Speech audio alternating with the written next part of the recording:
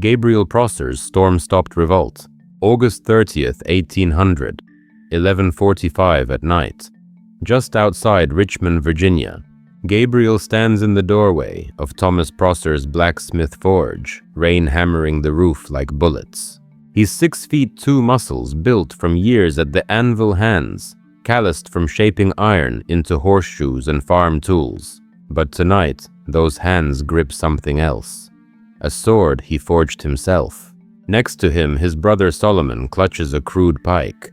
Behind them in the darkness, over 1,000 enslaved men wait for the signal to march on Richmond. The plan is perfect. 3 columns will converge on the Capitol from different directions. They'll seize the armory on the Capitol Square, take Governor James Monroe hostage, and force Virginia to end slavery, or watch their government fall. Gabriel has spent 6 months recruiting across Henrico County, Caroline County, Hanover County. He's talked to field hands, house servants, skilled craftsmen. He's quoted scripture about Moses leading people out of bondage. He's reminded them of Haiti, where enslaved Africans defeated the French army just 9 years earlier and claimed their freedom. Everything is ready. The weapons are made. The men are positioned. The meeting points are set. 6 miles from Richmond, they're supposed to gather at Brook Bridge, then march as one unstoppable force into the city. But the rain won't stop. It's not normal rain. It's a deluge. Water pours from the sky like God opened a floodgate. Within an hour, roads turn to rivers of mud. Creeks swell and overflow their banks. Brook Bridge, the critical meeting point, disappears under rushing water. Men trying to reach the assembly points find themselves wading through waist-deep floods in total darkness. Horses can't move. Torches drown. The carefully coordinated attack falls apart in the storm. And then comes the betrayal. 2 enslaved men, terrified or seeking reward, run to their master Mosby Shepherd and tell him everything. Shepherd rides through the flood to Richmond and wakes up Governor Monroe in the middle of the night. By dawn on August 31st, the militia is mobilized. Roadblocks go up. Arrests begin. Gabriel's revolution dies before it starts, drowned in mud and broken by fear. Within weeks, Gabriel is captured in Norfolk after another enslaved man named Billy turns him in for reward money. On October 7th, 1800, Gabriel is hanged in Richmond along with his brother Solomon. Over the next 2 months, at least 26 more men are executed, most of them hanged in public as a warning to every black person in Virginia. And then something even more insidious happens. The story gets buried, erased. For over a century, Gabriel's name vanishes from history books. Virginia doesn't build monuments to him. Schools don't teach about him. The white power structure that almost fell that night makes sure future generations never learn that a black blacksmith nearly brought down the government of the most powerful slave-holding state in America. Why are you just finding out about this now? Why didn't they teach you that? In 1800, a literate, brilliant, strategic black man organized the largest slave rebellion, conspiracy in Virginia history. Why don't your children learn that Gabriel could read, that he understood military tactics, that he quoted the Bible to justify liberation, that he was inspired by the Haitian Revolution? Because if they taught you about Gabriel, you'd know something they desperately want to hide. You'd know that enslaved people weren't passive victims waiting for white saviors. You'd know they were organizers, strategists, warriors who terrified the system so much that Virginia rewrote its laws to prevent it from ever happening again. You'd know that every restriction on black assembly, every law against black literacy, every brutal crackdown on black churches came because men like Gabriel proved that faith plus organization plus courage equals revolution. They erased Gabriel because his story is your story. His strength is your inheritance. His willingness to die for freedom is in your DNA. And if you knew that you'd be dangerous, but now you know, and you're about to learn exactly how dangerous that truth is to the lies they built this country on. By the end of this video, you will understand 3 things that will change how you see American history forever. First, you'll know the real story of Gabriel, not the sanitized version, not the footnote, but the full truth about a black man who read the Bible, studied military strategy, and came within a rainstorm of overthrowing Virginia's slave system in 1800. You'll learn his plan, his recruits, his weapons, his faith, and the storm that stopped him. You'll meet the men who stood with him and the cowards who betrayed him. You'll see the executions that followed and the laws written in blood to make sure no black person ever tried it again. Second, you'll discover the pattern. Gabriel wasn't alone. His rebellion wasn't isolated. Every single time black people organized for freedom, built wealth, gained political power, or demonstrated strength, the response was identical: violence, new laws, and erasure from history. I'm going to show you how Wilmington, North Carolina in 1898, Elaine, Arkansas in 1919, and Rosewood, Florida in 1923 all followed the exact same playbook. Destroy the people, pass the laws, erase the memory. Every single time. Third, you'll see why this matters right now, today, in 2025. You'll understand that the wealth gap between white and black Americans, currently about 8-to-1, didn't happen because black people don't work hard. It happened because every time black communities built something, it was systematically destroyed and then deleted from textbooks. You'll connect the dots from Gabriel's hanging in 1800 to mass incarceration today. From the laws passed after his rebellion to voter suppression, laws passed last year. From the erasure of his story to the erasure of critical race theory from schools right now. This isn't ancient history. 1800 is only 4 or 5 generations ago. If you're 50 years old right now, 1800 is the lifetime of your great-great-great-grandfather. The laws Virginia passed to crush black resistance after Gabriel's rebellion shaped the Jim Crow era your grandparents survived. The deliberate erasure of his story from textbooks is why your parents never heard his name. The wealth his generation could have built if they'd been free is the generational wealth your family never inherited. Your poverty isn't your fault. Your struggle isn't because you didn't work hard enough. It's stolen inheritance. It's systematic theft across 2 centuries, starting with men like Gabriel being hanged for daring to want freedom, and continuing through every massacre, every racist law, every broken promise of 40 acres and a mule, every redlining policy, every urban renewal program that bulldozed black neighborhoods. This is your stolen history. This is your ancestors' courage that they tried to bury.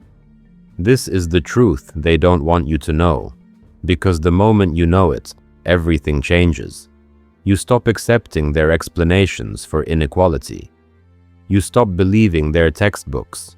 You start demanding what you're owed.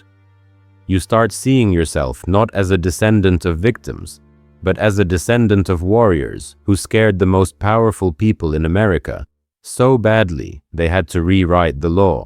After this video, you'll never see yourself the same way again. You'll never see America the same way again. And you'll never accept the lies they teach in schools the same way again. So let's go back to the beginning. Let's meet Gabriel, not the footnote, the man. Gabriel was born around 1775 or 1776 on a tobacco plantation in Henrico County, Virginia, owned by a man named Thomas Prosser. From the beginning, Gabriel wasn't ordinary. He was tall, unusually tall for the time, standing over 6 feet. He was strong, which made sense because he was trained as a blacksmith, one of the most physically demanding and skilled trades an enslaved person could learn. But here's what made Gabriel dangerous to the system. He could read. In Virginia in 1795, it wasn't yet illegal for enslaved people to learn to read, though it was deeply discouraged. Somehow Gabriel learned. And once he could read, he read everything he could get his hands on. He read the Bible, especially the Old Testament stories of Moses and the Israelites escaping bondage. He read about the American Revolution and its rhetoric of liberty and freedom. He read newspapers when he could find them, learning about politics, about tensions between Federalists and Republicans, about the upcoming election of 1800. And critically, he heard about Haiti. In 1791, enslaved Africans in the French colony of Saint-Domingue rose up, defeated French, British, and Spanish armies, and began the process of creating the first Black Republic in the Western Hemisphere.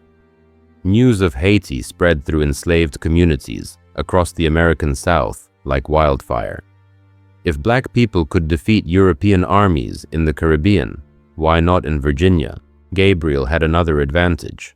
As a skilled blacksmith, Thomas Prosser hired him out to work in Richmond and surrounding areas. This gave Gabriel freedom of movement that field hands never had. He traveled. He talked to enslaved people on other plantations. He went to Richmond, regularly saw the layout of the city, identified where the armory was, where the governor lived, which streets could be blocked or controlled.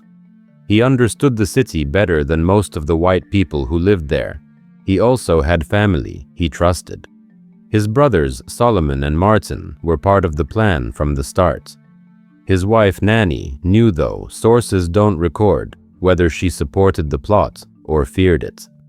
Gabriel had a network, a brotherhood of men who met in secret, who passed messages through coded language, who believed what Gabriel believed. Freedom or death. The spark that turned Gabriel from angry to active is hard to pinpoint in historical records, but we know the context. In 1799, Gabriel got into a fight with a white man who accused him of stealing a pig. The fight turned violent. Gabriel bit off part of the white man's ear. In Virginia law, this was a capital crime when committed by a Black person against a white person. Gabriel faced execution, but because he could read, he invoked an old English common law provision called benefit of clergy, which allowed literate defendants to receive a lesser sentence. Instead of hanging, Gabriel was branded on his left hand with the letter T for thief and released. That experience, being nearly killed for defending himself, being branded like cattle, must have crystallized everything for Gabriel. The system would never see him as human. It would never give him justice. The only path to freedom was through force. So in the spring of 1800, Gabriel began to organize. Not a spontaneous uprising, a planned military operation. He recruited carefully, starting with people he knew and trusted, then expanding outward through networks of blacksmiths, skilled laborers, and trusted field hands across multiple counties. Estimates vary, but historians believe that by late August, between 600 and over 1,000 people knew about the plot and were prepared to participate. The plan was sophisticated. Gabriel divided his forces into 3 columns.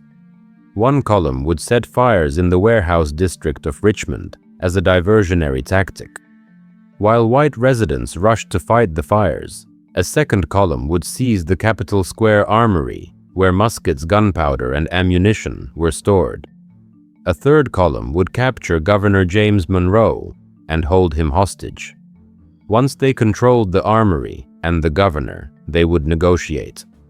Gabriel didn't plan to massacre white civilians. He planned a targeted strike against the power structure, then leveraged that power to demand the abolition of slavery in Virginia.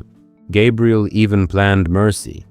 According to testimony from the trials, he ordered his followers to spare Quakers, Methodists, and poor whites who owned no slaves, because these groups had sometimes spoken against slavery or shown kindness to Black people. Gabriel understood politics. He understood that not every white person was his enemy and that building coalitions mattered. This wasn't revenge. This was revolution. And he made weapons. Using his blacksmith skills, Gabriel forged swords. He fashioned pikes from scythe blades attached to poles. He repaired old guns. Other blacksmiths in the network did the same. By late August 1800, Gabriel's army had a small but real arsenal made by black hands in secret workshops across Virginia. The faith component can't be overstated. Gabriel framed the rebellion in biblical terms. He saw himself and his followers as the children of Israel escaping Pharaoh's Egypt. He saw Virginia slaveholders as Pharaoh. He saw violence as sanctified by God's will for justice. Meetings often included prayer. The rhetoric was soaked in scripture. This wasn't just political, it was holy war. And that terrified white Virginia more than anything, because it meant Gabriel's followers believed God was on their side, which made them willing to die. The target date was set. Saturday, August 30th, 1800. They would gather at Brook Bridge, 6 miles outside Richmond, then march into the city under cover of darkness. But that morning, the sky turned dark. By afternoon, rain began. By evening, it was a torrential downpour, unlike anything Virginia had seen in years. Roads became impassable mud pits. Creeks swelled into raging torrents. Brook Bridge, the meeting point, was underwater. Men trying to reach the rendezvous couldn't make it through the floods. Gabriel waited at the bridge, rain pouring down, watching his army fail to assemble. The coordination collapsed. Some groups turned back, others got lost in the storm. By midnight, it was clear the attack couldn't happen. And then came the shattering blow. 2 enslaved men, Pharaoh and Tom, who belonged to Mosby Shepherd, decided they couldn't go through with it. Whether out of fear, loyalty to their master, or hope for reward, they told Shepherd everything. They named Gabriel. They described the plan. They identified other conspirators. Shepherd didn't wait for morning. He rode through the storm to Richmond in the middle of the night and woke up Governor James Monroe. Monroe immediately mobilized the militia and sent patrols to arrest suspects. By Sunday morning, August 31st, the rebellion was over before it began. Gabriel and his corps leaders fled. Monroe declared martial law and launched a massive manhunt. Gabriel ran. He made it to Norfolk, over 100 miles away, and tried to hide on a schooner called the Mary. He nearly escaped. But the captain of the ship discovered him and another enslaved man named Billy, hoping for the $300 reward, identified Gabriel to authorities. On September 24, 1800, Gabriel was captured and brought back to Richmond in chains. The trials were brutal and swift. Virginia didn't waste time on due process for black rebels. Gabriel and his co-conspirators faced tribunals, not jury trials. They had no lawyers. The courts were composed entirely of white magistrates who'd already decided guilt. The only question was, how many to execute? Gabriel refused to beg. According to accounts, he showed no remorse. When asked if he had anything to say, he reportedly remained silent or defiant, depending on which source you read. He'd planned a war for freedom. He lost. He accepted the consequences. On October 7, 1800, Gabriel was hanged in Richmond. His brother Solomon was hanged the same day. Over the next several weeks, at least 26 others were executed, most hanged publicly, to terrorize the black population into submission. Some estimates suggest the total executed may have been higher, as not all records survived. But the executions were only the beginning of the response. Virginia's white leadership knew they'd come terrifyingly close to catastrophe. If the storm hadn't stopped Gabriel's army, if the 2 informants hadn't talked, Richmond might have fallen. The governor might have been captured. The armory might be in black hands right now. That fear drove the next phase, which was even more insidious than the hangings. Virginia rewrote the law. The legislature convened and passed sweeping new restrictions on black people, enslaved and free. They made it illegal for enslaved people to gather, without white supervision. They restricted the hiring out of skilled black workers like Gabriel because mobility had enabled the conspiracy. They cracked down on black preachers requiring white oversight of any religious gatherings because faith had fueled the rebellion. They debated, though didn't immediately pass laws banning teaching enslaved people to read, because literacy had made Gabriel dangerous. These laws didn't just affect the conspirators. They affected every black person in Virginia. Your ancestors, if they lived in Virginia in 1800, woke up in a more oppressive world than the one they'd lived in before Gabriel's rebellion. Freedoms they'd had limited as they were disappeared. The violence of the state increased, all because Gabriel dared to fight. And then came the final cruelty: erasure. Virginia didn't build monuments to remind people of Gabriel. They didn't teach his story in schools. White historians, when they wrote about the period, downplayed the rebellion or framed Gabriel as a deluded fanatic rather than a strategic leader. For over a century, Gabriel's name was a whisper in black communities, but absent from official history. It wasn't until the mid to late 20th century that historians began seriously researching and documenting Gabriel's conspiracy, and even then, it remained largely outside mainstream education. Think about that.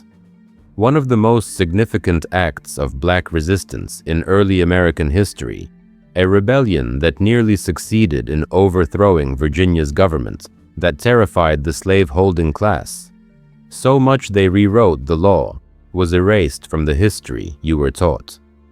Your parents didn't learn it, your grandparents didn't learn it, and your children aren't learning it right now, unless you tell them.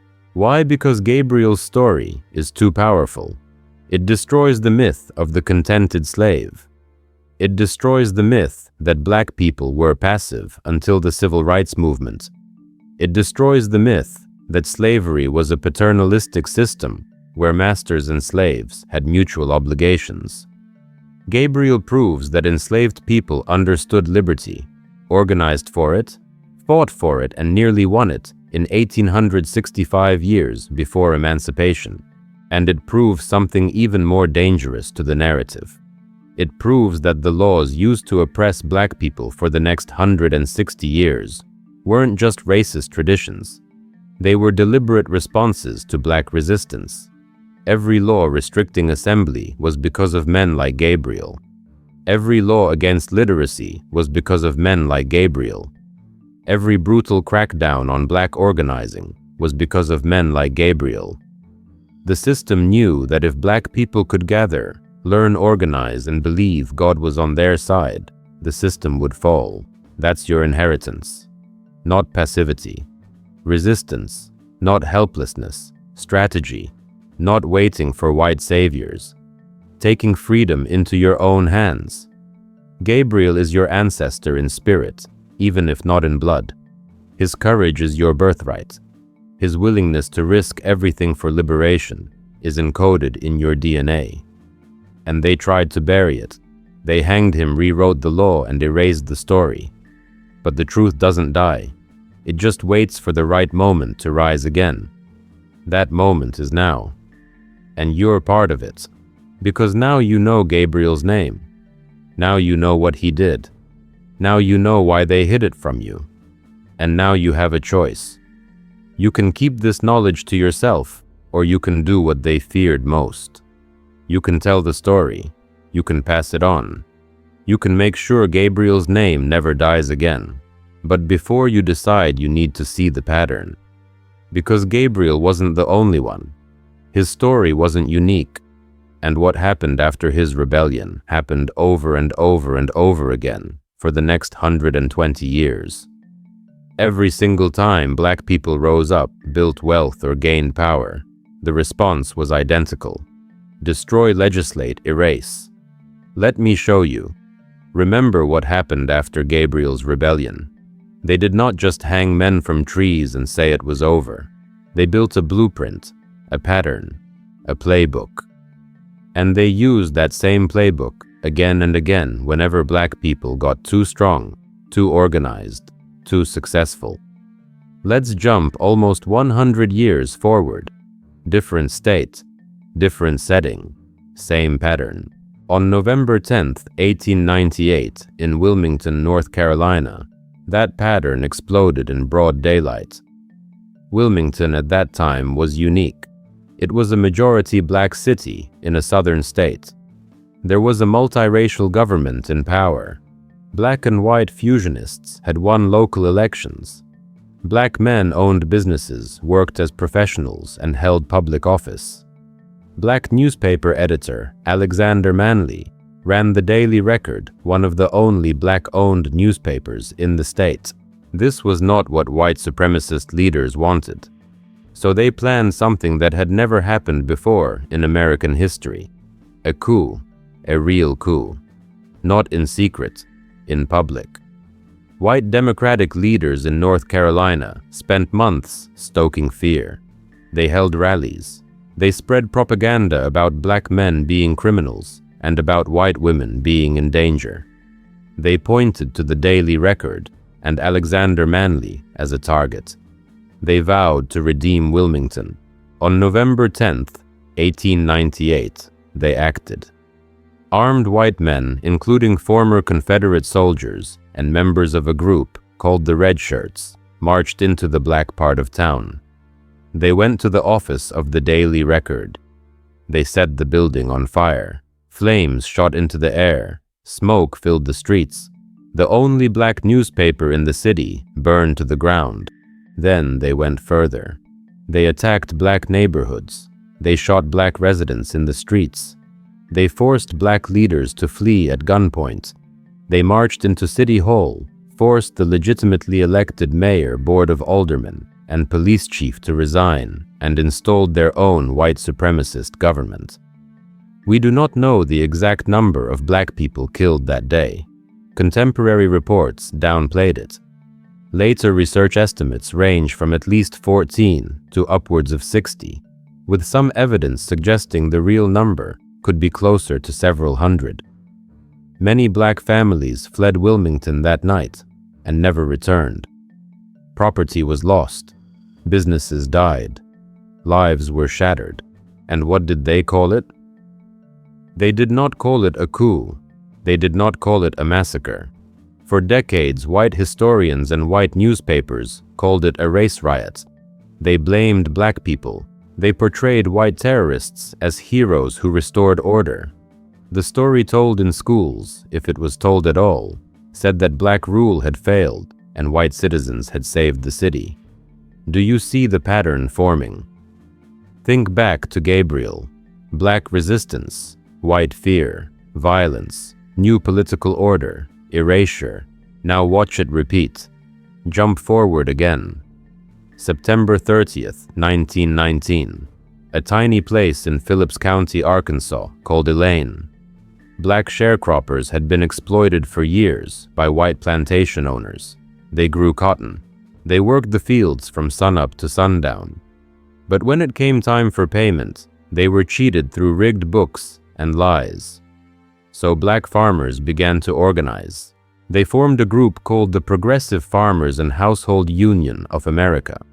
They held meetings, many of them at a humble church near Elaine. They hired lawyers to sue for fair prices for their cotton. This was not a rebellion. It was labor organizing. It was economic self-defense. On the night of September 30th, a meeting took place at a church near Hoop Spur, a small community close to Elaine. Armed guards stood outside to protect the gathering because violence against black organizers was already common. During the night, white law officers and a white railroad security agent arrived. Shots were fired. To this day, debate remains about who fired first. One white officer died. Another was wounded. That was all the excuse the system needed. Over the next several days, posses of armed white men, joined by federal troops, swept through the area. They shot black men, women, and children in fields and forests, along roads. People were hunted like animals.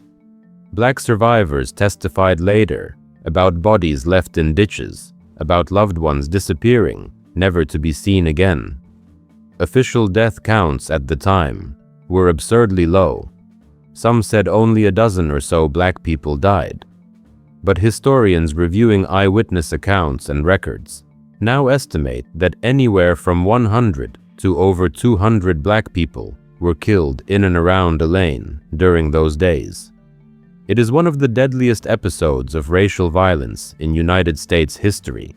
And what did the state do after did it arrest the white mobs? No, it arrested black survivors. Over 100 black men were rounded up, tortured, and forced to confess to participating in an alleged plot to massacre whites. 12 were hastily convicted and sentenced to death by all-white juries in sham trials that sometimes lasted less than an hour. It took years of appeals and intervention by the Supreme Court to save them from execution. Again, look at the pattern. Black people organize for economic justice. White power structure responds with overwhelming violence. The state prosecutes the victims, not the attackers. Then it buries the story or twists it into something else. Now go to Florida. January 1st, 1923. A small black town in Levy County called Rosewood. Black families there owned land. They ran businesses. They had their own school, their own churches. They were not rich, but by the standards of the time, they were building something. They were independent. On that New Year's Day, a white woman in the nearby town of Sumner claimed that a black man had entered her home and assaulted her. Later evidence suggests her injuries may have come from her white lover and that the accusation was a cover story. But just like in Elaine, the truth did not matter. The accusation was enough. White mobs formed quickly. Over the next week, they descended on Rosewood. They burned homes. They burned churches. They shot residents. Black families fled into the swamps, hiding for days in winter cold, listening to gunfire and screams. Some were rescued by a few courageous white allies who hid them or transported them to safety. But Rosewood as a town was wiped off the map. The official death toll at the time listed perhaps 6 to 8 people killed. Later investigations found evidence of many more deaths, with some estimates suggesting dozens of black residents were murdered. Survivors were scattered across Florida and beyond. Many never spoke publicly about what happened for the rest of their lives. They taught their children to stay quiet, to keep their heads down, to never mention Rosewood. Once again, the public story for decades called it a race riot. Newspapers portrayed it as white citizens defending themselves against black aggression. There was no serious official investigation for over 70 years. It was not until the 1990s that the state of Florida conducted a formal inquiry, acknowledged what happened, and granted limited compensation to a small number of survivors. Destroy, legislate, erase. The pattern is crystal clear. In 1800, Gabriel plans a rebellion. The state responds with hangings, new laws, and erasure from history. In 1898, black political power rises in Wilmington. The response is armed overthrow, murder, and decades of lies in textbooks. In 1919, black sharecroppers in Elaine demand fair pay. The response is mass slaughter and bogus trials that label them the aggressors. In 1923, black landowners in Rosewood build a small, thriving community. The response is arson, murder, and a forced exodus that leaves the land in other hands. Do you see it now? Every time black people build, every time black people organize, every time black people claim power, the system does 3 things. It uses physical violence to break bodies and destroy property. It uses law to lock in new forms of control. It uses education and media to rewrite the story, so future generations never know what really happened. This is not a series of accidents. This is not random, isolated events. This is policy. This is design. This is intentional. And here is the part that should make you furious. The victims lost everything: their homes, their businesses, their land, their lives, their stories. The perpetrators gained. They took that land. They took that property. They took those economic opportunities. And then their descendants today act like the wealth gap is a mystery. Now that you see the pattern, we need to go one layer deeper. Because it is not just what happened in the streets. It is how the destruction was locked in. It is how the state, the courts, the schools, the newspapers, and even some churches work together to bury the truth. Once you see that machinery, you will never again believe the lie that America is simply a story of progress and justice. You will see the gears of suppression turning right in front of you. But before we break down how they covered it all up, pause for a second. If this truth is hitting you right now, if learning about Gabriel Wilmington, Elaine, and Rosewood is shaking something inside you, do something simple but powerful. Say it out loud where you are. Truth. Tell your spirit that you choose truth over comfort. You choose truth over lies. And if you are ready to push this truth out further, here is what you can do. After this video, comment the word truth below, so the algorithm cannot bury this. Hit that like button if you are done with the lies they taught you. Share this with someone in your family who thinks Black history begins with slavery and ends with Dr. King. You are not just watching content, you are helping drag buried stories back into the light where they belong. Because now we are about to expose the final layer. The cover-up. The way they burned records, rewrote laws, edited textbooks, and manipulated newspapers and churches to make sure you never learned any of this. Once you see that system, you will understand why your grandmother was not taught this. You will understand why your grandchildren still are not taught this. And you will understand exactly what has to change. They did not just commit violence, they cleaned the crime scene. Let's walk through how they did it. Start with the most obvious tactic: physical destruction. When they wanted to erase a Black community, they made sure there was nothing left to mark that it ever existed. We saw it with Rosewood. They did not just kill people, they burned houses, they burned churches, they leveled the town. After 1923, you could drive through Levy County, Florida, and see very little evidence that a self-sufficient Black town had been there. No thriving Main Street, no Black churches, no Black school, just silence and trees where homes once stood. The same logic appears after other episodes of violence, even outside the examples we have talked about. In Tulsa, in 1921, for example, white mobs burned 35 city blocks of the Greenwood district, destroying over 1,200 Black homes and businesses. Insurance companies refused to pay claims. City leaders changed building codes to make rebuilding difficult or impossible. And for generations, local officials downplayed the massacre. In Wilmington, burning the Daily Record was not just random vandalism. It was intentional. They targeted the printing press that gave Black residents a voice and a record of their own story. When you destroy a people's newspaper, you destroy their ability to document injustice in real time. After Gabriel's rebellion, the physical destruction looked different. It was not towns burned. It was bodies displayed. Executions in public spaces, gallows built in view of other enslaved people. That physical terror was designed to sear a message into the memory of every Black person in Virginia. Do not try this again. The state also kept many of the court records in its own archives, out of reach of ordinary people for generations. But fire and gallows are just the first layer. Physical destruction clears the stage. Legal suppression locks the doors, so you cannot rebuild the set. Look again at Virginia after 1800. The legislature did not say, well, that was scary, but let's move on. They passed new laws. They made it harder to free enslaved people. They limited the practice of hiring out skilled Black workers, like Gabriel, reducing their independence. and contact with other communities. They restricted gatherings of black people, especially at night. They made it riskier to preach, to teach, to organize. The goal was clear: prevent another Gabriel. After Wilmington, white supremacist politicians used the coup as justification to rewrite the North Carolina Constitution.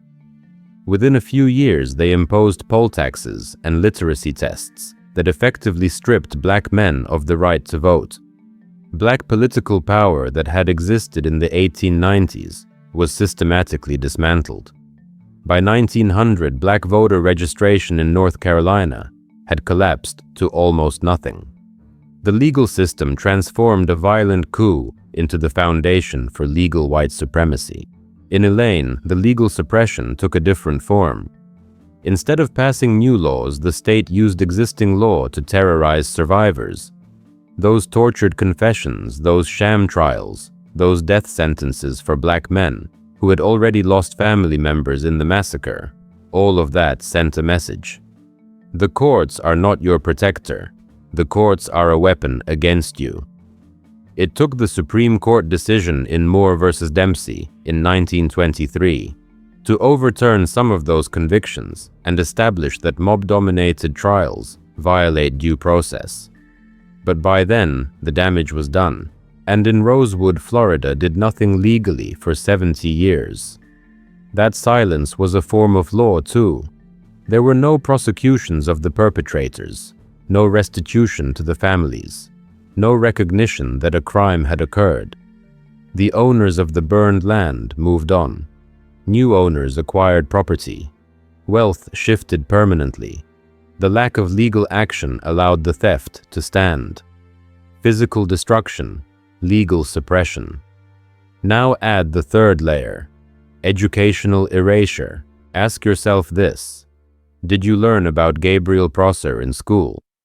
Did your American history textbook in middle school or high school mention his name even once? For most people, the answer is no. Not a single page, not a single sentence. For much of the 19th and 20th centuries, state-approved textbooks in Virginia either ignored Gabriel or mentioned him only briefly as a criminal conspirator. They did not present him as a freedom fighter. They did not explain the scale of his plan. They did not connect his rebellion to the later tightening of slave codes. As a result, generations of students grew up believing enslaved people accepted their condition until white politicians or white armies freed them. The same erasure occurred with Wilmington. For decades, official narratives called it a race riot and emphasized alleged black misrule as the cause. It was not until the late 20th and early 21st century that scholars and a state commission publicly labeled it what it was: a coup d'etat, a massacre, an overthrow of a legitimately elected multiracial government. How many years did students in North Carolina learn a lie in their history classes? How many white students believed their ancestors saved Wilmington? How many black students never learned their ancestors once held real political power there? Rosewood stayed off the educational map even longer, until investigative journalist Gary Moore wrote about it in the 1980s, and the Florida State Report in 1993. Many people in Florida had never heard of Rosewood at all. Teachers could not teach what the state refused to acknowledge. Children in Levy County went to school on land where a black town had burned without once being told what happened there. When you control the curriculum, you control the memory of a nation. You decide which names are honored and which are forgotten. You decide whether your grandchildren see Gabriel as a hero, a villain, or not at all. And then there is the media, newspapers, radio, later television. Today, digital platforms. For 2 centuries, most of these outlets have been controlled by the same system that benefited from black erasure. Look back to Wilmington. White-run newspapers in 1898 printed editorial after editorial attacking black political participation and whipping up fear. After the coup, those same papers framed the violence as necessary downplayed deaths, and portrayed the new white supremacist government as legitimate. The perpetrators wrote the first draft of history. That draft became the story. In Elaine, local and national papers took the word of white officials and repeated their claims that black sharecroppers had plotted a massacre. They did not go into the fields to count black bodies. They did not interview black survivors with the same respect. They carried the state's narrative, not the people's truth. Even in the case of Gabriel, the surviving accounts we rely on today often come from court transcripts, letters, and newspaper reports written by white officials who saw him as a criminal. They called it a conspiracy, not a movement. They questioned his sanity. They erased or minimized his religious and intellectual motivations. Only later did black scholars and more honest historians reinterpret those records through a different lens. Now add churches into this mix. Not black churches, white churches. How many white preachers in 1800 stood up in pulpits and condemned Gabriel as an agent of the devil while praising slavery as God's order? How many churches in Wilmington in 1898 thanked God for the restoration of white rule and never repented for the bloodshed? How many Christian schools in the 20th century used textbooks that praised Confederate generals and never mentioned black rebels? Some of you listening right now grew up in those churches. You sat in pews under stained glass images of white Jesus and never once heard the name Gabriel. Never once heard about Wilmington or Elaine or Rosewood. You were taught to be grateful for emancipation without ever being told about the rebellions that pushed the country toward that point. So put it together. They destroyed bodies and buildings. They passed laws to lock and control. They erased stories from schools. They used newspapers and pulpits to sanctify the lies. And then they told your family that if you are struggling, it is your fault. That you just need to work harder. Save better. Stop complaining. You see the pattern now. But how does it hit your life in 2025? How does an execution in 1800, a coup in 1898, a massacre in 1919, and a burned town in 1923 show up in your bank account, your neighborhood, your job, your kids' schools today? That is where we are going next. Because once you connect these buried events to the wealth gap, to mass incarceration, to gentrification, to police violence, you will never again accept the story that the playing field is level. You will see centuries of theft standing behind every statistic. And you will understand why talk of reparations is not about charity. It is about accounts that have never been settled.